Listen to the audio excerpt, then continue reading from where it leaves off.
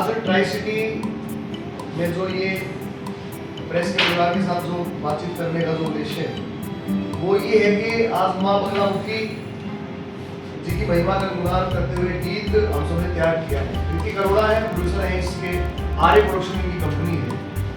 और सबसे बड़ी बात ये है कि मुझे लगता है कि भारत के ये पहले ऐसे कंपनी ओनर हैं जिन्होंने अपनी कंपनी की शुरुआत एक भक्ति के गीत से की है। ऐसा बहुत कम देखने में आता है कि लोग सनातन को लेके, अपनी संस्कृति को लेके, अपने धर्म को लेके इतने ज़्यादा जागृत हो कि सबसे पहला जेब से पैसा निकल रहा हो वो पैसा परमात्मा के लिए जाए। जैसे हमारे समाज में धर्मादा नाम का एक शब्द होता, जब भी कोई कमाई करता था हिंदू संस्कृति में तो उसका एक सर्टेन हिस्सा धर्म के लिए रखा जाता है। लगभग 10 करोड़ लोग उसे देख चुके हैं। और बम लहरी का एक रिकॉर्ड है जो पूरे भारत में किसी भी गाने का नहीं है। बम लहरी पिछले 9 साल से ट्रेंडिंग में चल रहा है। अभी भी आप खोल के देखेंगे इंस्टाग्राम पे ट्रेंडिंग मिलेगा, जबकि अभी कोई शिवरात्रि आसपास नहीं है या कावड़ का सीजन नहीं है जो आज लॉन्च होगा। वर्ल्ड वाइड आज ये गाना रिलीज हो जाएगा। आप लोगों को शाम को 6 बजे के बाद आप इसे यूट्यूब पे भी देख सकेंगे और सारे चैनल्स में देख सकेंगे। देखो फेसबुक है, इंस्टा है, थ्रेड है, हर जगह होगा। संत अमरदास जी हमारे बीच हैं, जिनके आशीर्वाद से बहुत पुनीत कार्य हम इस सनातन के प्रचार प्रसार में संगीत के माध्यम से कर पा रहे हैं। संत अमरदास जी गरीबदास जी को फॉलो करते हैं, उनके शिष्य हैं और उनकी वाणियों का प्रचार प्रसार ये कर रहे हैं। उनकी हस्तलिखित वाणियाँ संत अमरदास जी के पास सेफ है, सुरक्षित है। आपको भी मैंने आप जी को इनवाइट किया ताकि आपसे आशीर्वाद मिल सके। माँ बगलामुखी जी में इनकी भी आस्था है और मेरा जिला के सभागार गीत में भी इन्हीं को ही आमंत्रित किया गया। बाबा जी आदेश पुकारो गीत में भी आप संत अमरदास जी को देख सकते हो। उस गीत में जो कुंभ के मेले में सबसे ज्यादा चलने वाला गीत है।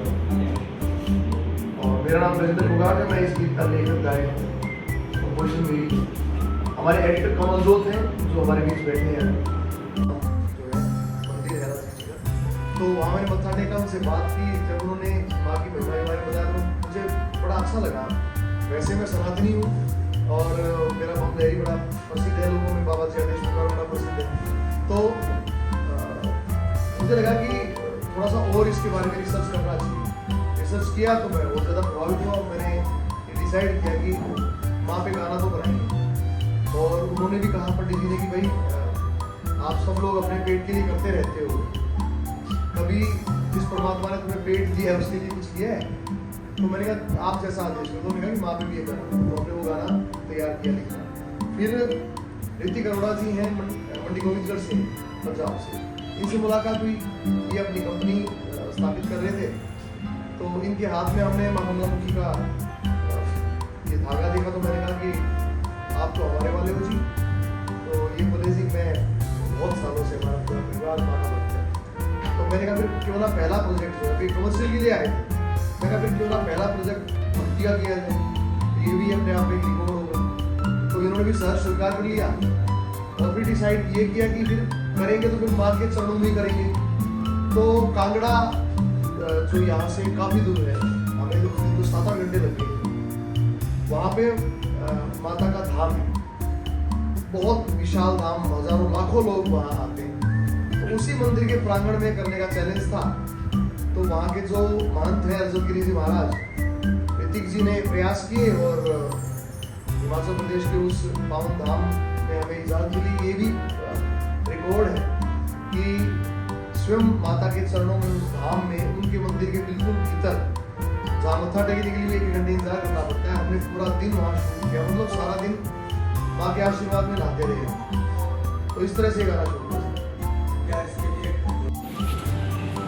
मैया तेरे आए द्वारे, दुश्मनों से रक्षा करके होने ना देती दुखी।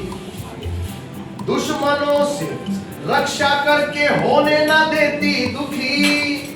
माँ बगलामुखी, माँ बगलामुखी, माँ बगलामुखी, माँ बगलामुखी। तरह से ये स्थायी था